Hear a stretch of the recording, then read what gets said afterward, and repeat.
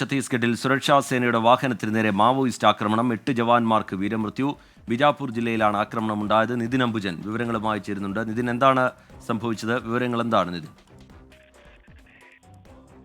ബിജാപൂരിലെ Maoist വിരുദ്ധ നടപടിക്ക് ശേഷമാണ് ജവാന്മാർക്ക് മാവോയിസ്റ്റുകളുടെ ആക്രമണം ഉണ്ടായത്. ഈ ആക്രമണത്തിലാണ് 8 DRG ജവാന്മാർ വീരമൃത്യു വരിച്ചിരിക്കുന്നത്.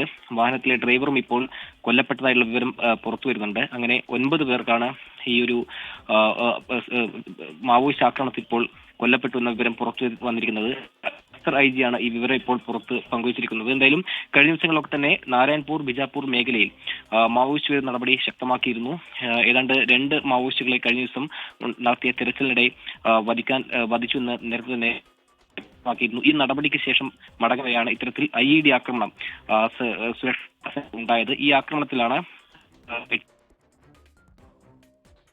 ചെറിയ ചില സാങ്കേതിക തടസ്സങ്ങളുണ്ട്, അത് പരിഹരിക്കാം. ഛത്തീസ്ഗഡിൽ സുരക്ഷാ സേനയുടെ വാഹനത്തിന് നേരെ മാവോയിസ്റ്റ് ആക്രമണം ഉണ്ടായിരിക്കുന്നു. 8 ജവാന്മാർക്കാണ് വീരമൃത്യു സംഭവിച്ചിരിക്കുന്നത്. ബിജാപൂർ ജില്ലയിലാണ് ആക്രമണം ഉണ്ടായിരിക്കുന്നത്. നേരത്തെ തന്നെ ബിജാപൂരിൽ ഈ മാവോയിസ്റ്റ് വേട്ട അതിശക്തമായി നടക്കുന്നുണ്ടായിരുന്നു. ദന്തേവാഡ അതിർത്തിയിൽ 9 മാവോയിസ്റ്റുകളെ കഴിഞ്ഞ ദിവസം വധിച്ചിരുന്നു. അതിന് പിന്നാലെയാണ് ഇപ്പോൾ സുരക്ഷാ സേനയുടെ വാഹനത്തിന് നേരെ മാവോയിസ്റ്റ് ആക്രമണം ഉണ്ടായിരിക്കുന്നത്.